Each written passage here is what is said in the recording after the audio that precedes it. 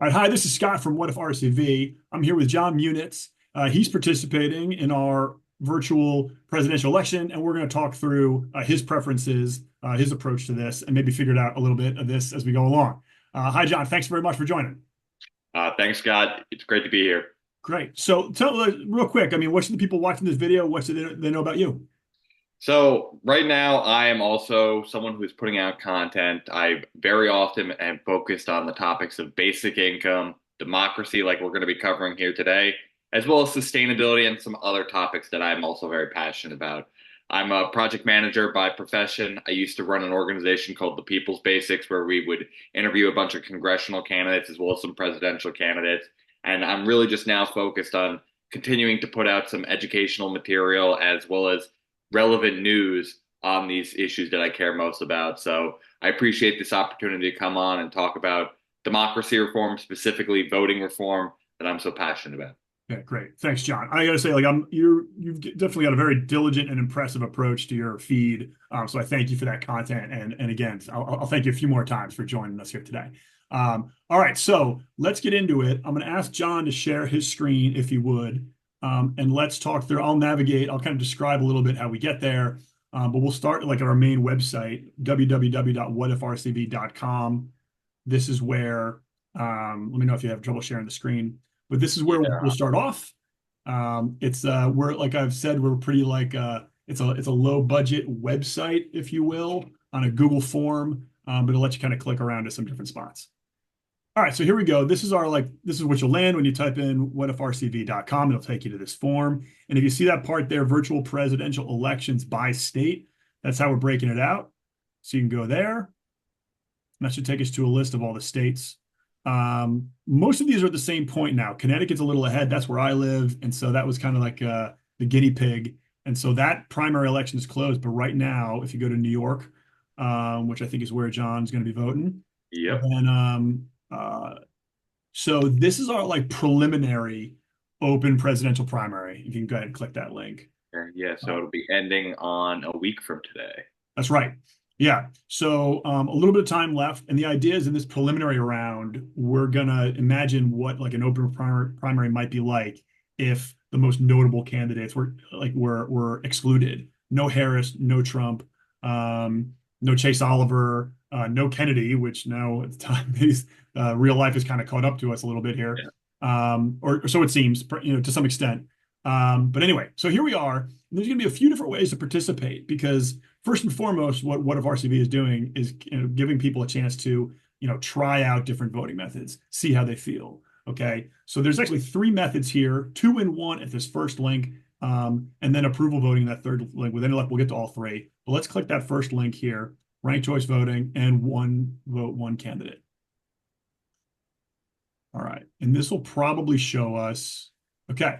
So, all right, so here we are. This is the ranking part. In the second part of this election, it'll just be like that basic choose one, which most of us know so well. But let's start off here. So there's, I think, what do we got? Like somewhere between like 17. Choices. What's that? 18 choices? 18 choices. Yeah, it's about, you wouldn't want to have to tackle too many more of this. So, all right, faced with the task of ranking 18 candidates, Jon, what do you like? Where do you start? What's your I think the first thing I got to digest is just looking at this list. So you're going to have people kind of from all of the spectrum. You're going to have some people who are like moderate conservatives, some moderate Democrats, some independents here. Got some misspelled name, in fact. got some libertarians here. Okay. Got some people I'm not like that familiar with. Like I don't know who Randall Terry is. I think he was like once someone who was like a more right-wing Democrat at one point. I think I remember him maybe a little bit from like 2012, but I'm very fuzzy on him. And then you got like Sure. some business leaders who aren't really directly in the political sphere. So it's like, okay, first things first, like when it comes to ranked choice voting, yes, it's going to allow me to express some preferences, but also I have to be a little wary that if I do choose some people who might be less viable in early rounds, it might cause me some damage in terms of center squeeze effect later on. So I got to also determine like, what do I think others are going to be assessing the field? Are there certain people that are just completely unviable too? Um, so I'll start off. Let's see. Is it a drag approach or a click I think if approach? you just click and the function, this is RCV123.org, which is a great resource. I mean, anyone can set up free elections. It's amazing how quickly you could set up one of these. But yeah, if you just fill in the square, just click a dot, it'll solidify Okay. for choice. And it's So easy to undo. It's really easy to kind of like change it to revise as you go. So I think I'll start off. I've obviously said this. One of my big issues that I really care about is a universal basic income. I think the only candidate on here that explicitly endorses a universal basic income at this point is Andrew Yang. Maybe Cornel West does. I don't know enough about his policy in that regard, but there are other issues about Cornel West that makes me not as ready to give him top tier support. I've had some tactical differences with Andrew Yang post his mayoral campaign, but with not as much fear of spoilers here, I'll put in Andrew Yang here at first for that support of universal basic income. It goes beyond that too. There's a lot of policies when it comes to sustainability of his that I'm a big fan of. He's a fan of nuclear energy, a whole assortment of clean energy policies, a lot of infrastructure investment, and he is obviously a big supporter of good democracy reforms, such as uh, what we're doing here today in voting Right. reform, as well as campaign finance reform and the democracy dollars approach he had. So there was a lot that made me gravitate towards him in the 2020 election. So I'll give him here the first choice. Second, let's Let me just see. say too, while I think like so that I appreciate the way you're kind of talking through this in terms of having varying levels of familiarity with these candidates. That is something we're going to be faced with. Fortunately, that's the other thing about a primary is this will narrow the field down to like in this case we're going to pick five, and that's where like kind of conscientious voters like yourself will want to make sure. I mean, if someone you don't know ends up in that five, I mean, look, not everybody has to be the most educated voter, but it'll give those of us that are inclined to be a chance, right? So we're not going to be terribly harmed by a lack of familiarity at this stage. But please carry on. Yeah, I had just noticed here we got Wes Moore down at the bottom. He's not as like explicitly UBI focused, but I know that he's come out in support of some guaranteed income pilots that are occurring in his state of Maryland. So that's someone that I'm also inclined to give some support here in this primary. So where's the second row? There. There you Okay. go. All right, you've selected So I'll Wes Moore give as your him some second choice. support as well. I know he is generally pretty middle of the road Democrat, a little bit more on the progressive side without necessarily being an explicit progressive himself. Um, let's see, who else do we got here? So do I want to go? I guess I'm thinking about Bernie Sanders. I'm thinking about like, do I go a bit more moderate? Pete Buttigieg has come out a little bit in favor of basic income as well. I think I'd probably go for Pete Buttigieg. I think he is someone who could make the idea a little bit more mainstream rather than keeping it in this idea of being a far left idea. I think you also got to question certain um, characteristics of like, what do you want in a leader beyond just a policy sense? I think a lot of us are looking to move away from leaders who are going to be in their 80s, 90s, and have the risk that comes into play with Sure. that. So I think I'm going to go with Pete Buttigieg, who has also come out in support of basic income post the 2020 campaign. Let's see. There are other By the factors. way, if you scroll to the bottom, I think it will begin to you'll see them appearing. Oh, wait, can I can Let's try. Let's see if you can drag it. drag? It doesn't let you drag and drop. Yeah. All right, but No, at least it visualizes it here. it does visualize it here. Okay, so who do I want next? There's also like some of these people who are like a little bit more on the far left that I'm not as big of a fan. I think that some of their reforms on the economy, as well as their foreign policy approaches of American isolationism, really put me on edge to give them high end support despite, supporting clean energy policy, sustainability policies, basic income. So like people like Cornel West and Jill Stein, those are ones that I'm a little hesitant to give full support on because of that. Um, I think next on the list is I'd be debating between. I mean, I'd be super interested to know really where I know them as business leaders too, but I don't know enough about what their political priorities are. Like, this is one of those things where, like, you got to kind of speculate just who Right. they are off as a person. In a regular primary, you'd start to get platforms. You could really assess it for yourself, what they support.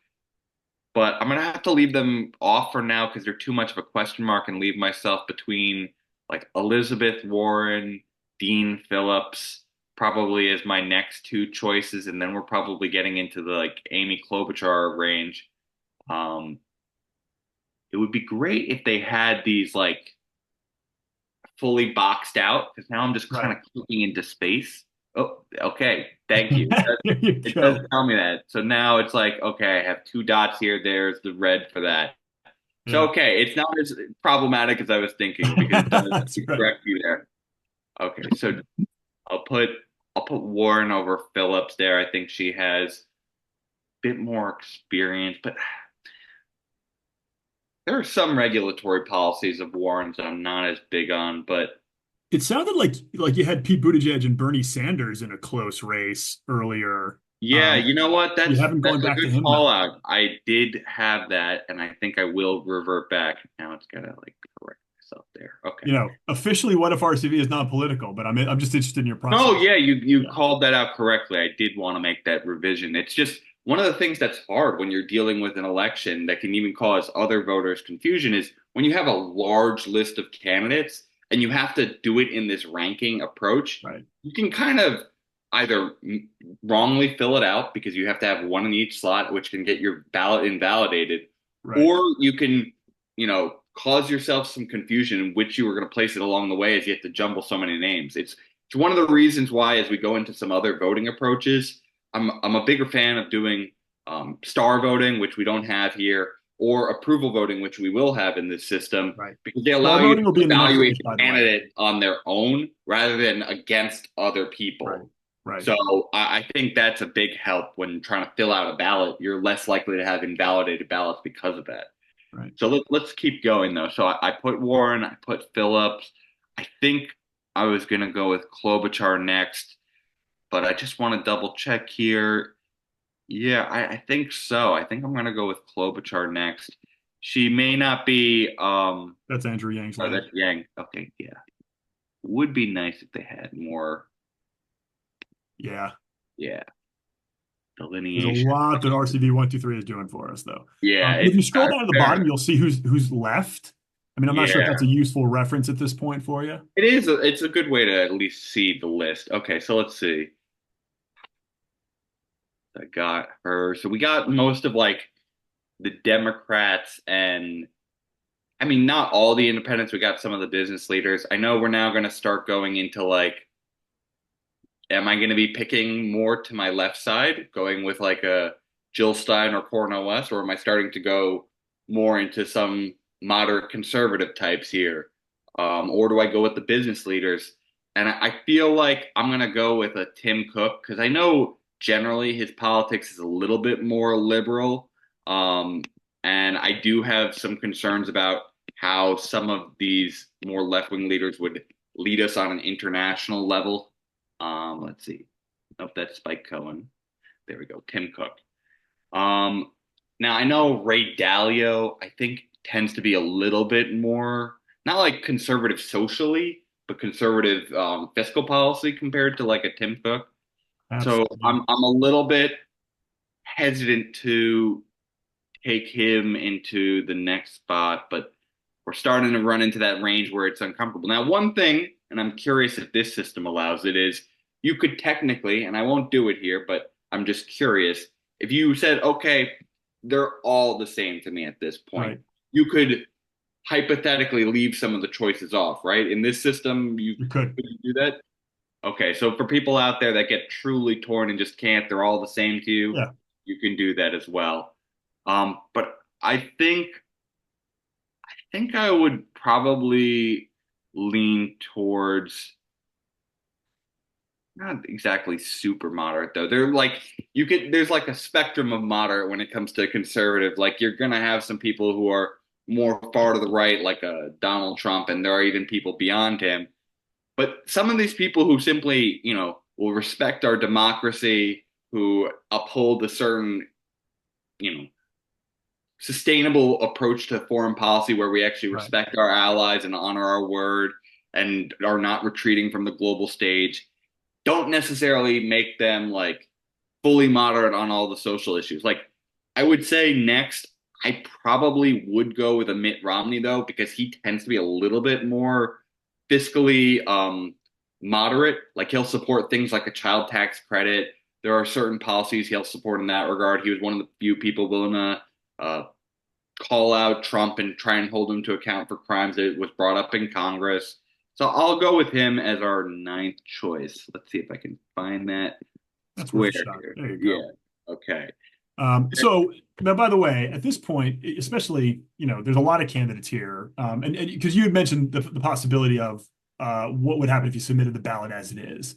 Yeah. So chances are at this point, ranked choice voting really stops counting when like if your first choice is still in the race, right? Or if you're second or third or fourth, chances are one of the nine you've picked is going to be one of the five selected, and so like your preferences after this point will not impact Oh, sorry, so this is in that case, going for a final five, not a final one. this is a final five. That's right.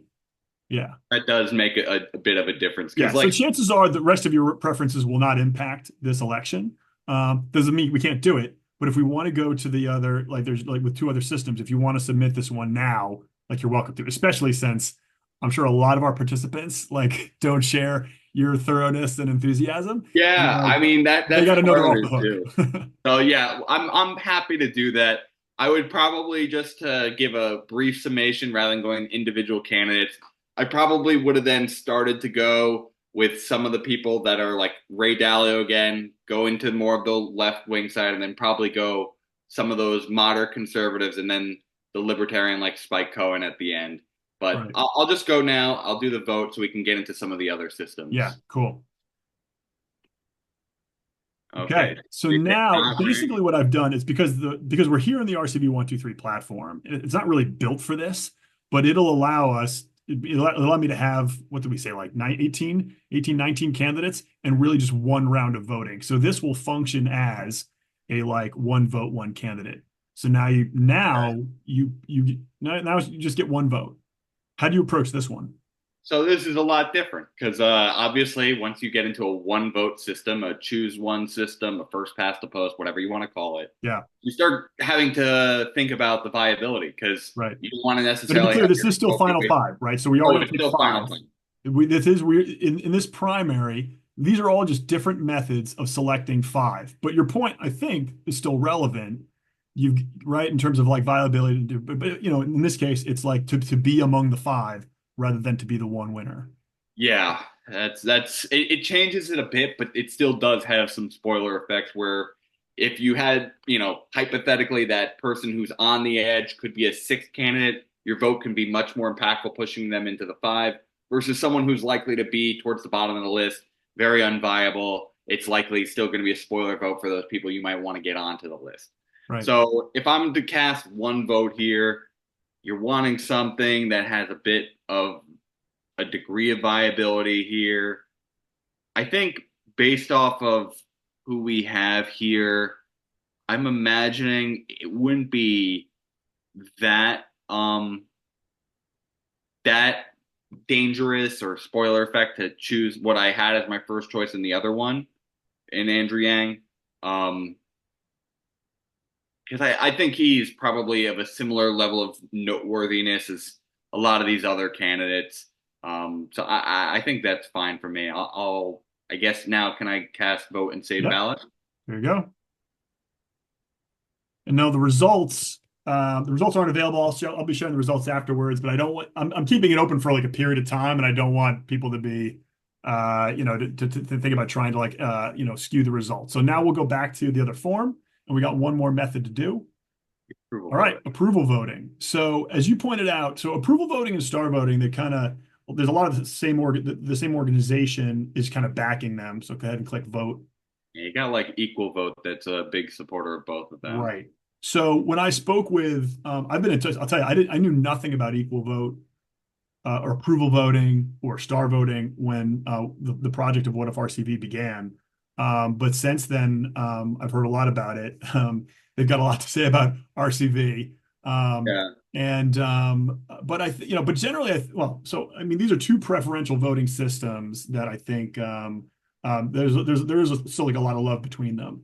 Um, so when I spoke with Equal Vote, they thought approval voting would be a better fit for this primary stage to select five, and then star voting to be used in the general election. So to choose from among the five candidates. So that's the approach we're going with. So you got approval voting now. We'll have star voting in week after next with the five that we select. So And I would generally agree with them in that regard because, I mean, yes, you could technically flex up the total star count that you allow in a star voting system to right, enable it so you don't have to do an overlap, but it can get a little unwieldy in that step, and approval voting is probably the better quick form. It takes less time to get through it all. I think this is probably the smarter approach, at least for an early round, to narrow down the candidates, and then being that star voting is a bit more of an expressive system compared to approval, right, having that come later on would be nice. So here we're doing approval voting. I'm going to probably now this is one of those things where it is kind of tough. Every voter is going to kind of have to set their own threshold for what is approvable. right, To a right, degree, you can be highly defensive against one candidate. If you're just like, I really don't want this one guy, you could approve everyone else to try and stop that one person from being likely. If you are simply someone who has higher standards and you are one of those who thinks, oh, they're all the same, you can be very selective and just choose the one or two people that fit that holistic sense. You could be like a more, balanced leader, like they're just acceptable. I wouldn't be right, scared at night if they're our leader. right, I think for myself, I would do an approval system where generally I would say I don't think they're going to cause harm. That I think they could just competently do the role. I think that they're going to generally lead us in the right direction. They may not fully be on board with all that I support, but I would feel comfortable with them as a leader in general. right, right, And so, with that in mind, I think despite Kinzinger being someone who I think is respectable and honorable in certain regards, I do think that some of his economic policy would be harmful, and I would not approve of that. But I will give him his credits in what he has done, standing up for democracy as well as foreign policy that I appreciate. But it's not enough that I'd want to give him my support as a candidate. I would say Amy Klobuchar, Andrew Yang, Bernie Sanders, not Cornel West. I think I really dislike his foreign policy approach, and some of his economics go too far to the left. I'll say Dean Phillips, Elizabeth Warren. Jill Stein is the same reason as Cornel West, and it does seem a little griftery at times. People may disagree with me, but the fact that she just shows up every 4 years just to run for the presidential election and then does nothing in between really does irk me a bit. Build some down ballot infrastructure if you really want us to take that party seriously at times. Not gonna do John Kasich, not gonna do Liz Cheney. I would. There are obviously some economic policies of Mitt Romney's that are more conservative, and I don't disagree with. But I generally think we would be in a fine situation. I think he's a competent leader. There are some economic policies like the child tax credit that I mentioned that I do think he would be reasonable on. And I would not be afraid for the direction of our country if he was in charge. Pete Buttigieg as well. I'd be tentative. I would like if this was a real election, I would want to see more of the platform for Dalio because sure, I liked his book. I actually have read his book, Principles, but I have no real sense of his politics, so I'm going to leave it off. And I think this is one of those things where, again, just like real elections, you're not going to know all the candidates' full beliefs. You right, might that's not know right, them all. And I think in general, like if you want to be that super defensive voter who's just trying to prevent one, maybe you vote for them. If you are that highly selective person, maybe you don't. And then if you just are like, would I feel comfortable? Maybe you don't want to roll the dice. You just don't know who they are, so you, Right. in my position, are going to leave them blank. Um, I'm going to say Wes Moore. Tim Cook is one that, again, similar on the edge. I know he tends to be a little bit more liberal, so I'd be maybe a bit more inclined, but the people who I really don't have a true sense of, I'm going to leave off for now. Um, and I think that's where I'm going to leave my ballot for now. Okay. Filled out here, and I'll submit. Great. Okay, so I guess if people want to have a receipt, they can type in their emails Yeah. here, but I'll hit submit. Excellent. Okay. All right, we've done it. You can keep looking at your screen if you'd like or not. You can stop sharing. And I'm interested in like so share if you would, like some reflections. How'd you feel about the process? What do you think? Yeah, so it's obviously a lot more reassuring to be able to have a wide variety of options that you could actually safely cast a vote for to a degree. It's really nice to be able to have a form of expressiveness when you have the ranked choice voting ballot, but it's also nice to have a little bit more assuredness that you're not going to have spoiler effects on the approval voting ballot. I think it sometimes is a little unwieldy when you have such a large field, but it's nice that you can have a voting system that makes it a little bit less dangerous to support the people you still like. So I like the process. Obviously, I gave some critiques on the specific form, Sure. but being able to have a voting system that allows you to have a lot of choices you wouldn't typically be able to get and not worry about like having to support them as much is great. Now, obviously, during this process, I mentioned I'm a big fan of star voting compared to ranked choice voting or approval voting. Main reasons is like for star voting compared to ranked choice voting, it's simply you're avoiding that center squeeze effect that I talked about before, where if you are supporting more or less viable candidates, you end up risking that your preference might hurt your actual more moderate preference in the middle because if your choice is a little bit more towards the polar ends, you will get that middle choice eliminated early on because it's only counting first place voting preferences and those that have already run off. And if they then get eliminated, your choice that may more be towards the ends might cause the one at the other end of the polls, like the more right wing in my case, to get elected. One example of this is the most recent House election in Alaska, where they had Mary Pelotova win that election. And basically, she ran against, what was it, Nick Begich, as Right. well as Sarah Palin. Right. And in that election, uh, Sarah Palin was more of the far right wing candidate. Nick Begich was running more as a like more moderate Republican, and Mary Peltola was a Democrat. And Nick Begich's votes were the least in round one, but it wasn't that unsizable. I think he got in the mid 20s. You Right. had Sarah Palin in the 30s, and you had Mary Peltola in the, I think, mid 40s. And because Nick Begich, who is the more middle of the road candidate there, was eliminated in the first round, it ended up causing a lot of his votes, who would typically be Republican voters, who would typically want a Republican in, to get split out. Mary Peltola won. So a lot of the people who would be Sarah Palin voters, who would also probably want a Republican, if her candidate got eliminated first, and their backup votes flowed into Nick Begich, Nick would have won. Now, obviously, that is an issue where a lot of people who voted for their first preference in Sarah Palin ended up getting their last preference simply because they voted the true way they wanted instead of Right. voting in a compromised manner. If it had been a, runoff, maybe things would have been different. Like if it was a choose one voting system, they may have moderated ahead of time. But in a star voting primary, they could have had it simply be giving their star values for each of the candidates in the first round, the top two score getters, then go into a runoff themselves. And this prevents a lot of the problems of ranked choice voting because it doesn't eliminate any voters' backup choices without it being counted. You actually count how you scored them before anyone is eliminated.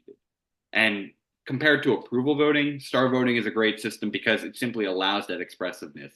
Where you run into that issue before of like, well, what's my threshold of giving an approval? Because they're all going to be given the same score from your approval, no matter how much you like them.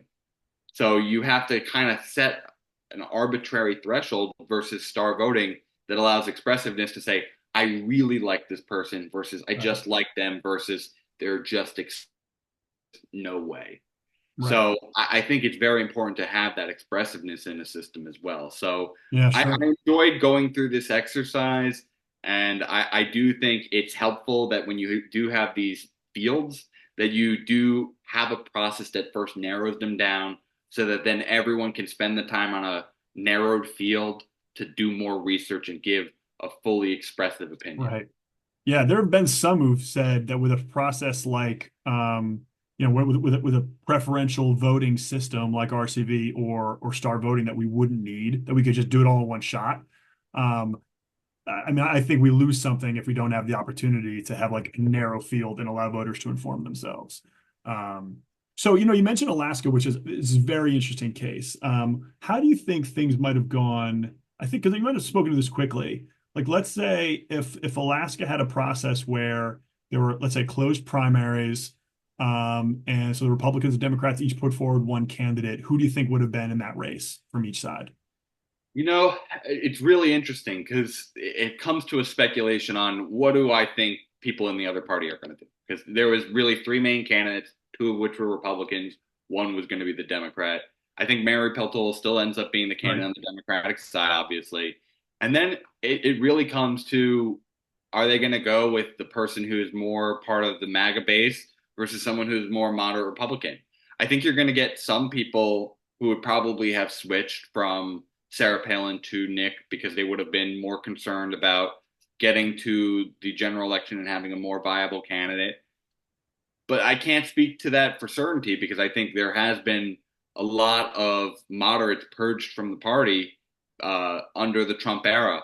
Right. And so I don't know that for a fact that that would be the case. I think you would have to get a collection of Republicans polled on that again. I think Yeah, in retrospect, that's right. maybe It's hard to they've done analyze. that. Yeah. But, I think that it would have changed things a bit, at least in the final round. I think you would have probably more likely had a result where Republicans wouldn't have been split in that last round and they may have ended up winning. But I think now it's a little bit changed. If you are doing the election now in 2024, Mary, as an incumbent, has been able to pick up some ground, shown some character in office, has picked up some more. I guess they're now independent. You got like Murkowski, who has come out in favor of her as well. So now I know Nick is running again, and I think they just had a primary result that showed again a kind of split field, but Mary's vote total has grown since then. So I think it's a little too late for them. I think they made their choice and they're Yeah. living with it. Yeah. Well, and Alaska's new at this, right? Yeah. At ranked choice voting. So it could be that voter base is going to learn what works and what doesn't. It wouldn't surprise me if some people thought they were voting for the when they vote for Sarah Palin, they were voting for the front runner. I mean, she got more votes than Nick Begich did. It's not hard for me to imagine that she would have won in the primary and she would have been in the race with Mary Peltola, and maybe she would have won. Um, but I don't know anyone that's looking at the data from RCV. There's plenty of people saying Nick Begich would have won with star voting. With a different system, Begich would have won, and then he should have won. Plenty of people feel like Mary Peltola is a good outcome, but I I don't do. know anyone who's saying that the people of Alaska should have had a process that would have given them Sarah Palin as a victor. And I think and it's not hard for me to imagine that she is the one who would have won in a legacy system. And so that's why, there's plenty of discussion between like, ranked choice voting versus star voting. I think, well, and there's, but people that are looking at this deeply, let me ask you, like, if you rank your three choices, if you will, star voting, RCV, or the system we've got now, I'll tell you what, I'll let you star vote it. I was gonna say we're already biasing into a system, Star but vote it then. Star vote it for me. Star okay. voting, RCV voting, legacy system. Yeah. So I just want to make one quick point before I do that. Last point on Alaska. There has been so much frustration by Republicans in Alaska that they're currently Trying to waging repeal it. legal battles to repeal it Yeah, altogether because of right. that. But now to the question you just asked. How would I score those systems? I'd give star voting a 5 out of 5. I would tend to give ranked choice voting. Now, this is one of those things where it's interesting. You've got to kind of balance your concerns here, at least in my regard. Do you take the system that tends to have less of a spoiler effect in approval voting, or do you take the system that's more expressive in ranked choice voting? I tend to be someone who would prefer to give my preferences rather than having to say all of them are basically equally tied if I'm just Right. saying that. So I would tend to say ranked choice voting to me would be more like uh I'd say a 3, and I'd give approval voting a 2. Now What about it's legacy voting? legacy voting is getting no stars. Yeah. It Okay. is a So just to be clear troublesome. for other people, when I say legacy, I mean the way most states vote now. Yeah, One first vote, one past the candidate, post, plurality who's wins. won. Yeah, All right, so that gets 0. All right. Um, that's useful, right? Because that's a useful perspective when we say, when I'm talking with a star voting fan who's like prefer star voting to RCV, that context of just being, but so I think what you're making clear is that any of these scenarios are vastly better than the way most Americans yeah. are voting today, in I your completely opinion. agree with that assertion. I Yeah. think even if we go to ranked choice voting, I will be more than happy. Obviously, I point out my concerns because I do have a goal to eventually go to star voting, but I'm also willing to be someone who goes in incremental steps towards a better system. So, ranked choice voting being the more, popular in the sense that people know about it much Right. more. It's been used in more elections compared to star voting. I'm happy to take that as the first step. And then as people become more aware of voting reform, they'll be exposed to the idea of star voting and why ranked choice voting has some flaws. And we'll continue to go in that direction, hopefully. And if we go to approval voting, which I said was my 2, I'm fine with that as well as that incremental step. I think there are some things beyond just like expressiveness and the spoiler effects that you also got to consider as well. Like you have to administer an election. You got to make sure it's easy to understand. It's quick for voters to fill out.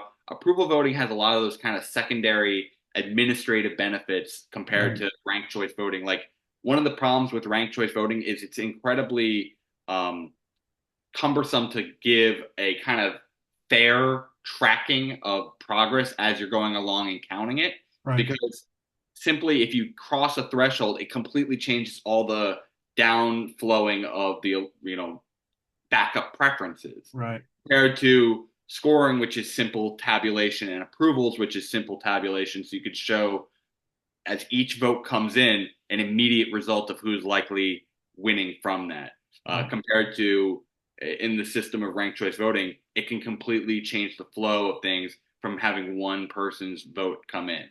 so when you have to have the auditors go in and validate each ballot it's going to be a lot slower of a final result from a ranked choice system so I might have simply said maybe it should be 5-3-3 but that is currently my thinking on them. I'm happy with any of the progress we can make to move away from the choose one first past the post system. Right. Yeah, right on. All right. Well, hey, John, we got a lot out of you. I appreciate it. I appreciate you sharing, and hopefully we get other people to share like their rankings, right? Because this is not this is bipartisan, platform. It works for everybody.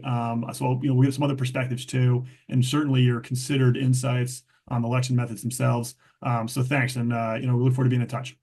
Yeah, Scott, thank you for having me on. And if people do want to hear more of this perspective, because I've written on star voting before and some of these voting methods, please come over to our Substack, jonmunitz.substack.com, or to our YouTube channel at Jon Munitz. And Scott, thank you so much again for having me on. Our pleasure. All right. Thank you.